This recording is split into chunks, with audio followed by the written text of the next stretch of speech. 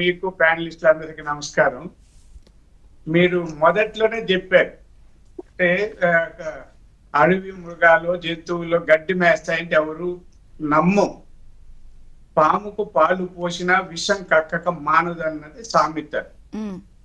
మన విజయసాయి రెడ్డి గారిని చూస్తానే ఎవరికైనా కనీస పరిజ్ఞానం ఉన్న వాళ్ళకి గుర్తొచ్చేది నక్క అండి. ఆయన నక్క జిత్తులు బాగా తెలిసిన వ్యక్తి, శకుని పాత్ర అద్భుతంగా పోషించగలడు.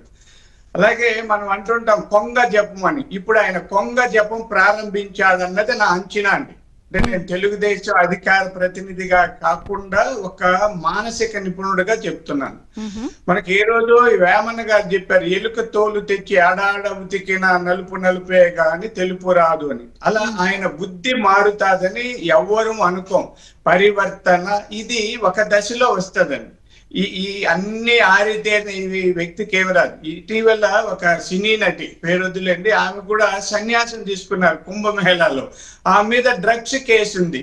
ఆమె కేసుల నుంచి బయటపడడానికి పేరెందుకు సార్ రాశారు పేరు అలా రెండు అంశాలండి. ఒకటి, కేసులకు భయపడ్డాడు, అన్ని దారులు మూసుకుపోయినాయి. గతంలో ఆయనకి అలా హైదరాబాద్ పోతే కేసీఆర్ ఉండేవారు, ఇక్కడ జగన్మోహన్ రెడ్డి గారు ఉండేవాళ్ళు, ఢిల్లీలో బీజేపీ పెద్దల అండదండలు ఉండేటప్పుడు ఆయన చెప్పాడు, అది అందరూ కూడా చెప్పుకున్నాం, మన పత్రికల్లో కూడా రాశారు, అది వేరు.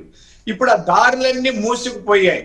కేసులు ఆయన అలా నానబెట్టుకుంటూ వాయిదాలు వేసుకుంటూ వచ్చారు. 10 ఏళ్ళు పైగా బెయిల్ మీద ఉండి చేస్తున్నారు ఏటుగా. ఆయన జగన్మోహన్ రెడ్డి గారికి జైలు తప్పదు ఎప్పటికైనా అండి. ఎందుకంటే నేను ఒక క్వశ్చన్ టీడీపీ వాళ్ళని స్ట్రైట్ గా అడుగుతాను సార్, ఇది చెప్పండి. అంటే మనము మెజారిటీ థింగ్స్ అయిపోయినాయి, కానీ ఆయన మీద విపరీతమైన ఎలిగేషన్స్ ఉన్నాయి. వైజాగ్ లో భూ ఆక్రమణలని, లేకపోతే ఎక్స్టార్షన్స్ అని, బెదిరింపులని మీరు ప్రతిపక్షంలో ఉన్నప్పుడు చాలా ఆరోపణలు చేశారు.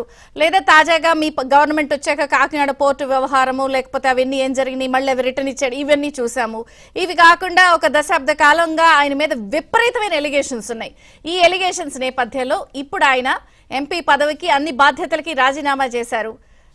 ఎక్కడైనా సరే దేశం దాటి ఫారిన్ వెళ్ళిపోయి అన్ని వదిలేసుకున్నారు కాబట్టి తప్పించుకునే అవకాశం ఉంది కదా. ఈ కోణంలో మీరు ఎవరినైనా ఆలోచిస్తున్నారా? మేడం, అందరికీ ఇప్పుడు అంత సులభంగా ఆయన ఏమి అంచనా ఏదో వదిలేయి పెట్టరండి. ఆయన మీద ఉన్న అలిగేషన్స్ అన్ని ఉన్నాయి. ఆయన కొత్త ఎత్తుగడ వేశాడు అంతే. అంత ఇక్కడ ఎవరు మూర్ఖులు లేరు.